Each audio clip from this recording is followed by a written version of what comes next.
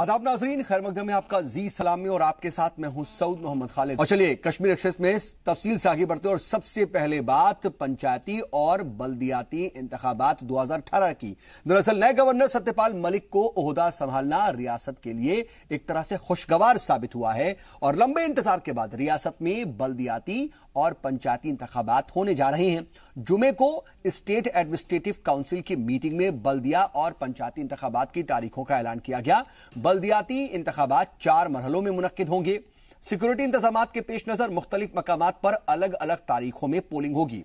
बल्दियाती इंतखाबात के लिए 1 अक्टूबर से 5 अक्टूबर की तारीख मुतय्यन की गई है। वाज़ेह हो कि आखिरी दफा बल्दियाती इंतखाबात पीडीपी कांग्रेस इत्तेहाद के हुकूमत के दौरान यानी कि 2005 में मुनक्किद हुए थे। पार्टी बुनियाद पर हुए इस इंतखाब में नेशनल कॉन्फ्रेंस ने वादी कश्मीर में जबकि जम्मू रीजन में बीजेपी ने जबरदस्त कामयाबी हासिल की थी। और इधर बल्दियाती इंतखाबात के साथ ही पंचायती इंतखाबात की तारीख का भी ऐलान कर दिया गया है। चूंकि ये इलेक्शन तहसील, ब्लॉक और गांव सतह पर होते हैं, इसीलिए सिक्योरिटी के पेश नजर पंचायती इंतखाबात को 8 मरहलों में मुनक्किद कराने का फैसला किया गया। ये इंतखाबात 8 नवंबर से शुरू होंगे। आखिरी मरहले की पोलिंग 4 दिसंबर को होगी। पंचायती और बल्दियाती इंतखाबात किन किन तारीखों पर किस किस मकामात पर होंगे, इलेक्शन कमिश्नर इसका शेड्यूल सलामती, ऑपरेशनल और पोलिंग जरूरियात के मद्देनजर रखते हुए तरतीब देंगे। बता दें कि SIS ने पोलिंग ड्यूटी पर मामूर जो मुलाजमीन हैं उनको 1 माह की इजाफी तनख्वाह जारी करने का भी फैसला किया है। वोटिंग के तई अवाम में बेदारी पैदा करने के लिए हुकूमत की जानिब से जल्द ही बड़े पैमाने पर मुहिम शुरू की जाएगी। आपको बता दें कि आखिरी दफा पंचायती इंतखाबात उमर अब्दुल्ला के दौरे इख्तिदार में मुनक्किद हुए थे। और इधर गवर्नर सत्यपाल मलिक की सदारत में पहली रियासती इंतजामी काउंसिल की मीटिंग में कुछ और अहम फैसले भी लिए गए। मीटिंग के दौरान सरकारी मुलाजमीन और उनके अहल खाना के लिए ग्रुप मेडिक्लेम इंश्योरेंस पॉलिसी की अमल आवरी को भी मंजूरी दी गई। ये 1 अक्टूबर 2018 से नाफिज होगी। सालाना पॉलिसी को 3 सालों तक तोसी दी जाएगी और मुलाजमीन को 6 जबकि अहल खाना को 5 लाख के ब्रैकेट में रखा गया है। इसके लिए मुलाजमीन को सालाना 8,776 रुपए 84 पैसे प्रीमियम जमा करना होगा। खवातीन मुलाजमीन के लिए मैटरनिटी खर्चे में भी इजाफा किया गया है। और अंदरून रियासत के मुलाजमीन को अब इस मद में 30 जबकि सूबे से बाहर पोस्टेड खवातीन मुलाजमीन को 70,000 रुपए मिलेंगे। रिटायर्ड मुलाजमीन की इंश्योरेंस कवरेज में इजाफा करने के लिए भी इसका फैसला किया गया है।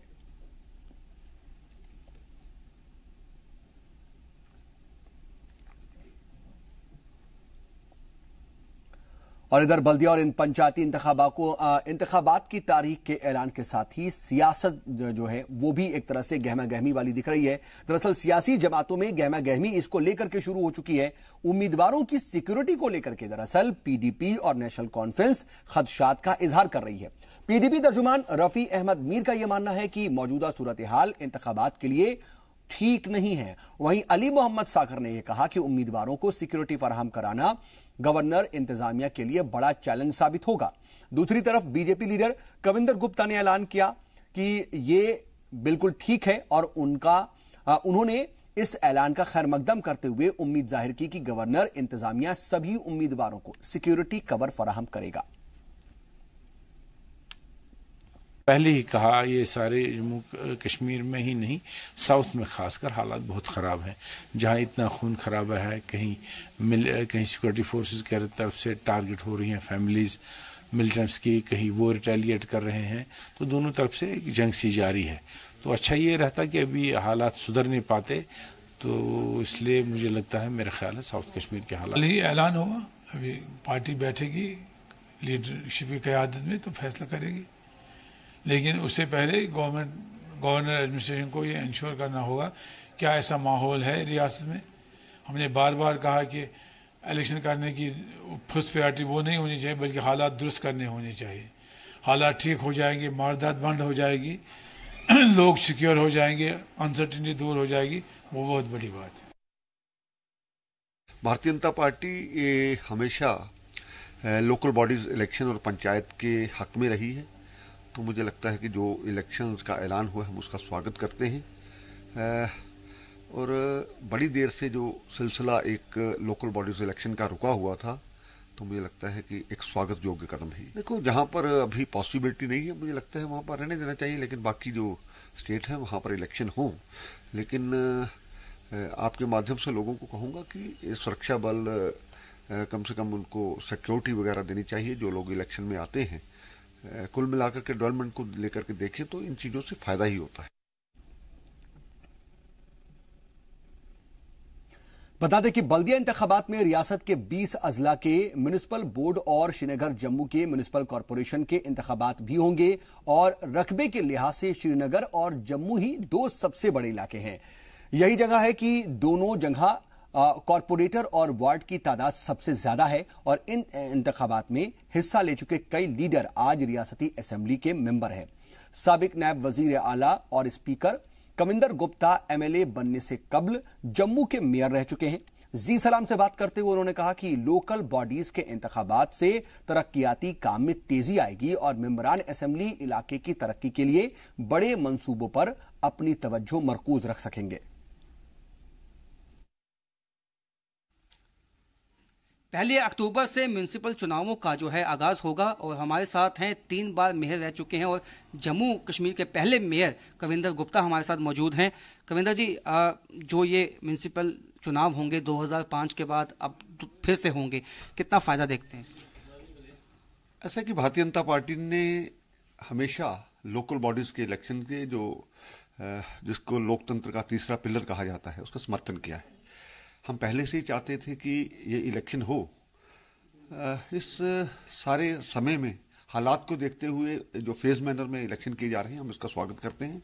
लेकिन कुछ ऐसे इलाके हैं जो कश्मीर में मुझे लगता है कोई भी इलेक्शन करवाने से पहले सभी पार्टियों की एक बार राय लेना जरूरी है। जो कुछ खामियां रह गई हैं उसके बारे में, या इलेक्शन किस प्रकार से साझगार हो सकते हैं, क्योंकि जिन लोगों ने पार्टिसिपेट करना है उनका ज़्यादा रोल रहता है, तो उस सभी को ध्यान में रखते हुए इसकी शुरुआत करनी होगी। 71 वार्ड हैं यहाँ जम्मू में और जो लोग एमएलए तक नहीं पहुँच पाते और वो अपने कॉर्पोरेटर को मिल सकते हैं, कितना उनके लिए फ़ायदा हो सकता है? ऐसा है कि अब तो 75 वार्ड बने हैं, तो उस सारे में जो मोहल्ले के लोग रहते हैं उनको इजीली एक अवेलेबल जो उनका नुमाइंदा रहता है मोहल्ले में वो मिल जाता है। पानी, बिजली, सड़क, छोटी छोटी जो समस्याएं सफाई की, उनको लेकर के, नहीं तो ये सभी काम एमएलएस को करने पड़ते हैं। मुझे लगता है कि स्थानीय स्तर पर इस लोकतंत्र को मजबूत करना बड़ा जरूरी है और बहुत से ऐसे हमारे काम हैं जो एमएलएस के जो आगे काम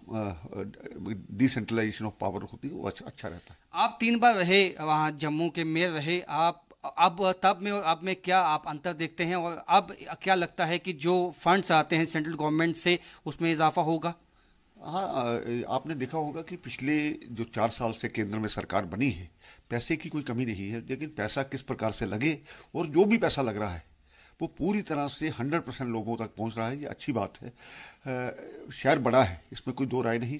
शहर में जो खास करके मेरा इलाका है या जो जम्मू शहर, उसकी आबादी पिछले जब 2004 या 5 में इलेक्शन हुए थे उसके बाद काफ़ी इजाफा हुआ है। आज भी कुछ जो इलाके पंचायतों में हैं लेकिन बिल्कुल शहर के साथ जुड़े हैं, वहाँ काम करने की बहुत ज़रूरत है।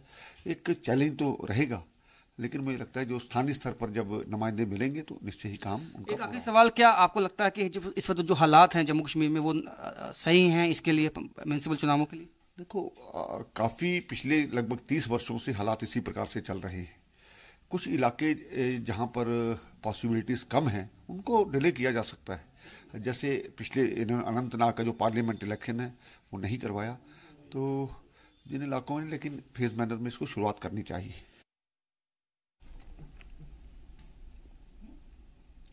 इधर पैंथर्स पार्टी और पंचायत कॉन्फ्रेंस के भी बल्दिया और पंचायती इंतखाबात की तारीखों के ऐलान का उन्होंने भी खैर मकदम किया है। पैंथर्स पार्टी ने इसके लिए गवर्नर का शुक्रिया अदा किया। वहीं पंचायत कॉन्फ्रेंस मकामी क़यादत उभारने और लोगों को बाख्तियार बनाने में लोकल बॉडीज का इलेक्शन अहम किरदार अदा करता है। बहुत अच्छी बात है कि अभी कल गवर्नर महोदय ने म्यूनिसिपल बॉडीज की और पंचायत की इलेक्शंस की डेट्स की घोषणा कर दी है। देखिए, ये जो निकाय चुनाव है ये एक लोकल सेल्फ गवर्नेंस के लिए बहुत ही जरूरी है। डेमोक्रेसी का एसेंस तब तक पूरा नहीं होता जब तक ग्रास रूट लेवल पे लोगों को अपने चुनी हुई बॉडीज का मौका चुनने, अपनी लोकल बॉडी चुनने का मौका मिले। तो इन चुनावों के ना होने से करोड़ों रुपया जो गांव की डेवलपमेंट और शहर की डेवलपमेंट में लगना था वो रुका हुआ है। तो ये इलेक्शन अगर होती हैं, कि घोषणा हो चुकी है और हमें पूरी उम्मीद है इलेक्शन होंगी, तो इससे जो करोड़ों रुपया डेवलपमेंट का है वो गांव में लगेगा, शहरों में लगेगा, और ओवरऑल जो डेवलपमेंट एक पूरे राज्य की होती है वो लोकल सेल्फ गवर्नेंस की वजह से ही होती है। तो हम इसका बड़ा स्वागत करते हैं कि ये निकाय चुनाव और पंचायत इलेक्शन जो है जम्मू कश्मीर में होने वाली है। देखिए, पंचायत इलेक्शन बड़ी लेट अनाउंस हुए हैं, जो बहुत देर पहले अनाउंस होने चाहिए थे। इसके साथ साथ ही जो म्यूनसिपल कॉर्पोरेशन के इलेक्शन है वो भी अनाउंस होने चाहिए थे। जो ऑलरेडी डिले है, जो अनाउंस हुए हैं, इसका हम स्वागत करते हैं और हम ये डिमांड करते हैं कि ये फेयर इलेक्शन होना चाहिए। इसमें जो पंचायत के इलेक्शन है खास तौर पे वो नॉन पॉलिटिकल बेसिस पे है, तो उसको नॉन पॉलिटिकल बेसिस पे ही लिया जाना चाहिए। इसमें जो है कोई सरकार का, जो पिछली सरकारें रहीं, या कोई भी एमएलए या मंत्रियों का दबाव नहीं होना चाहिए। गवर्नर साहब को हम ये डिमांड करते हैं ऐसे मौके पे, और ये रिक्वेस्ट करते हैं कि इसको प्रॉपरली लॉजिक पे इलेक्शन होने चाहिए और इसको बिल्कुल लीगल तरीके से इलेक्शन लिया जाना चाहिए। देखिए, सबसे पहले तो हम महामहिम राज्यपाल जी का जो है इस डिसीजन का वेलकम करते हैं, स्वागत करते हैं, क्योंकि रियासत के अंदर जो है काफ़ी देर से पेंडिंग जो हमारे अर्बन लोकल बॉडी के चुनाव जो थे वो भी पेंडिंग थे, और उसके साथ साथ हमारे 2016 से जो है हमारा कार्यकाल जो था पंचायतों का वो समाप्त हो चुका था, और उसके बाद जो है तकरीबन अभी 2.5 साल हो चुके हैं। पंचायत इलेक्शन भी जो है वो ड्यू है। तो हम इस फैसले का जो है वेलकम करते हैं, स्वागत करते हैं, और साथ साथ गवर्नर साहब से जो है वो हम अपील भी करना चाहेंगे कि रियासत के अंदर 2 जो हैं वो बड़े अहम जो मुद्दे जो हैं पंचायतों के हवाले से जो हैं वो हैं। एक तो जो है कि जहां मिलिटेंट्स ऑर्गेनाइजेशन की तरफ से थ्रेट जो है पंचायत मेंबरों को जो है वो भी है, वो सिक्योरिटी मुहैया करवाना जो है पंचायत मेंबरों को जो है वो बहुत ज्यादा लाजमी जो है वो हमारे पंचायती राज एक्ट में इनकॉर्पोरेट ना किया जाए तब तक ये जो है इम्पावर जो है वो पंचायतें नहीं होंगी, तब तक सिर्फ बेमायनी में पंचायतें जो है वो रहेंगी।